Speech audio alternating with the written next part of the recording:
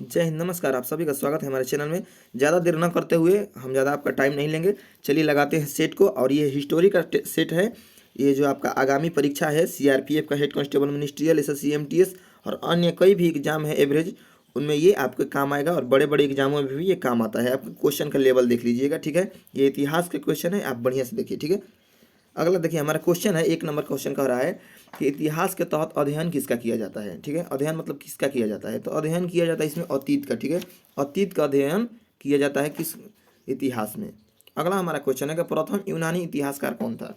तो प्रथम यूनानी इतिहासकार कौन था, वो थे हमारे हेरोडोटस, ठीक है। हेरोडोटस जो थे यूनान के विद्वान थे। अगला क्वेश्चन कह रहा है कि निम्नलिखित में से किसने स्पष्टतया कहा कि इतिहास के समस्त निष्कर्ष युक्ति संगत साक्ष्यों पर आधारित होते हैं। तो ये कहे थे थ्यूसिडाइडिस जो थे, इन्होंने कहा था कि इतिहास के समस्त निष्कर्ष जो है, मतलब जितने भी निष्कर्ष है, जितने भी उससे निकलने वाले शब्द हैं, जो युक्ति संगत साक्ष्यों पर, कुछ साक्ष्य जो युक्ति संगत साक्ष्य है उस पर आधारित है, ये कहे थे किसने, थ्यूसिडाइडिस, ठीक है। अगला क्वेश्चन हमारा है कि द हिस्टोरीज नामक के रचनाकार कौन है। द हिस्ट्रीज, तो ये थे हमारे हेरोडोटस, जो इतिहास के पिता हैं। हेरोडोटस या इतिहास का जनक कहिए, हेरोडोटस के पुस्तक है द हिस्टोरीज। अगला क्वेश्चन है कि इतिहास के पिता की पदवी सही अर्थों में किससे संबंधित है। तो ये हो जाएगा आपका हेरोडोटस। हेरोडोटस को इतिहास का पिता कहा जाता है। अगला क्वेश्चन है कि इतिहास अपने को दोहराता है, यह कथन किसका है, ठीक है। इतिहास अपने को दोहराता है, मतलब जो बात है उसको दोहराता है, यह कथन किसका है, तो यह कथन है हीगेल का, ठीक है। हीगेल जो थे उन्होंने कहा था कि इतिहास अपने को दोहराता है। अगला क्वेश्चन है कि हम इतिहास से यही सीखते हैं कि आदमी इतिहास से कुछ भी नहीं सीखता है, यह कथन किसका है। क्वेश्चन में ध्यान से सुनिएगा कि हम इतिहास से यही सीखते हैं कि आदमी इतिहास से कुछ भी नहीं सीखता है, मतलब यह कथन किसका है।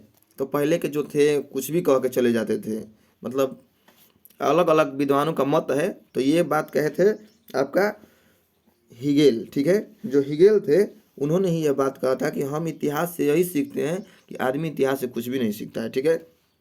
अगला क्वेश्चन है कि किसका कथन है, किसका कथन है,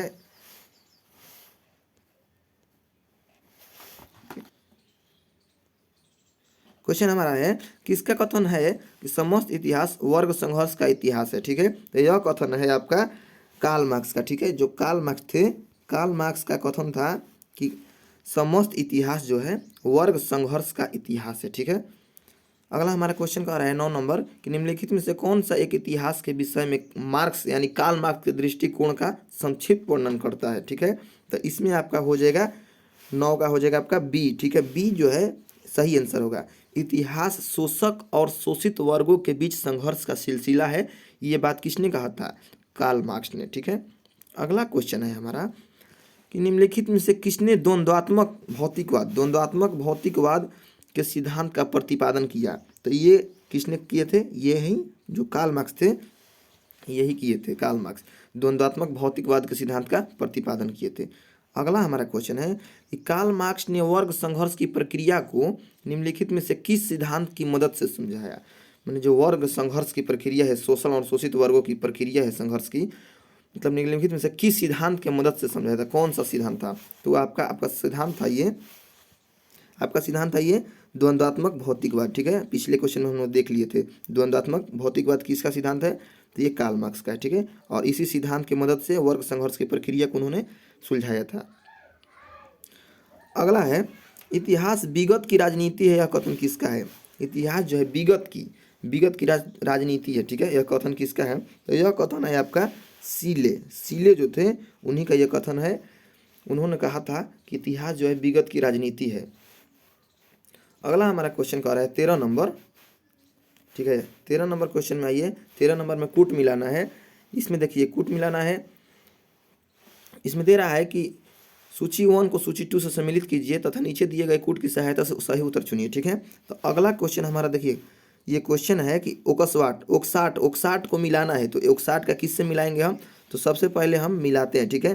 तो ए का हम, ठीक है, ए का हो जाएगा आपका इसमें 11 का कहाँ गया। ओक्साट ने कहा था कि सच यह है कि इतिहास में अतीत का, ठीक है। ये ओक्साट का आपका हो जाएगा 3 नंबर से मिलाएंगे हम इनको, ठीक है। ओक्साट तो ये इन्होंने कहा था कि सच यह है कि इतिहास में अतीत वर्तमान के साथ बदलता है, ठीक है। उसके बाद है कौन लेखक है, ट्रेवेलियन। ट्रेवेलियन जो लेखक हैं इनको हम मिलाएंगे किससे, 4 से, ठीक है, 4 से मिलाएंगे ट्रेवेलियन को। ट्रेवेलियन को हम मिलाएंगे 4 से।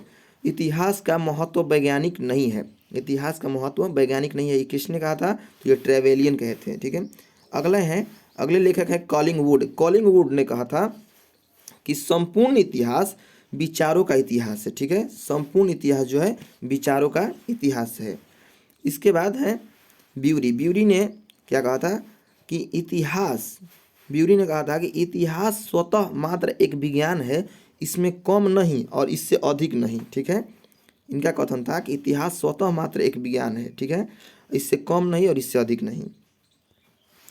अगला क्वेश्चन है हमारा कि अगला क्वेश्चन 14 नंबर है कि इतिहास किस दर्शन शास्त्री ने कहा था, किस इतिहास दर्शन शास्त्री ने कहा था समस्त इतिहास समकालीन इतिहास है, ठीक है। तो ये बात कहे थे आपका बेनिडिटो क्रोचे, ठीक है। बेनिडिटो जो क्रोचे हैं उन्होंने कहा था कि इतिहास मतलब समस्त इतिहास समकालीन इतिहास है, ठीक है।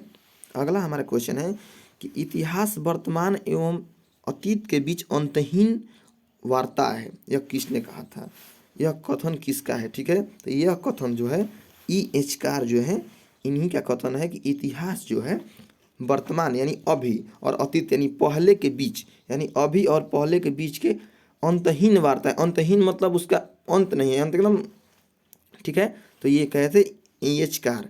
अगला क्वेश्चन है कि तिथियों के साथ प्रयुक्त होने वाले BC किसका संक्षिप्त है, तो इसका हो जाएगा बिफोर क्राइस्ट यानी ईसा पूर्व, ठीक है।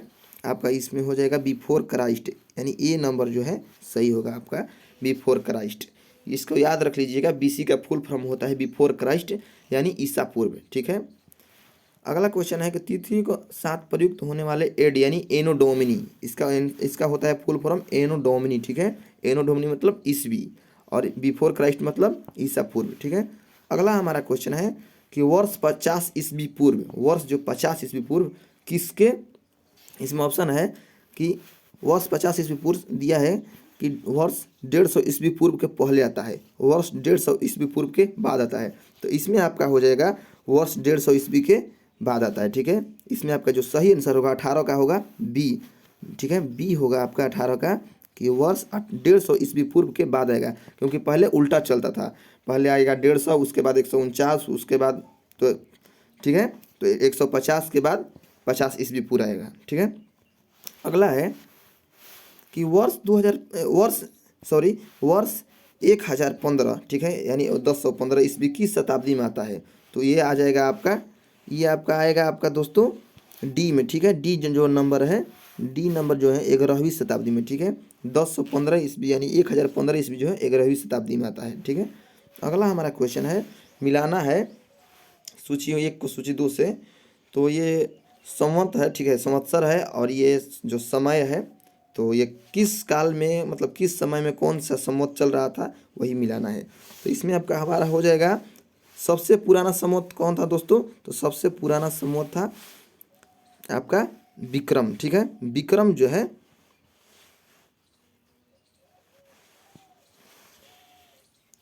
सबसे पुराना हमारा कौन है, विक्रम संवत्सर, ठीक है। तो ये कब चल रहा था दोस्तों, ये चल रहा था हमारा 58 ईस्वी पूर्व में, ठीक है। 58 ईस्वी पूर्व में विक्रम संवत्सर चल रहा था। उसके बाद शक संवत्सर है, तो शक संवत्सर चल रहा था कब, आपका 78 ईस्वी पूर्व में, 78 ईस्वी पूर्व में चल रहा था शक संवत्सर।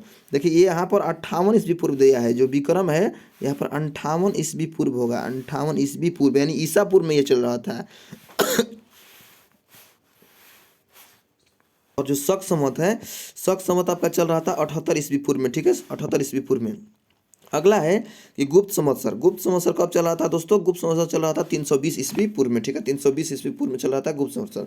और जो कली है वो कली संवत्सर चल रहा था आपका महाभारत काल में, ठीक है, महाभारत काल में चल रहा था, यानी 3102 ईस्वी पूर्व में, ठीक है, कली संवत्सर चल रहा था। तो आपको हम 20 क्वेश्चन मतलब कर लिए हम लोग सेट में, और इसके बाद हम भूगोल का सेट लेकर आएंगे, ठीक है। तब तक लिए जय हिंद।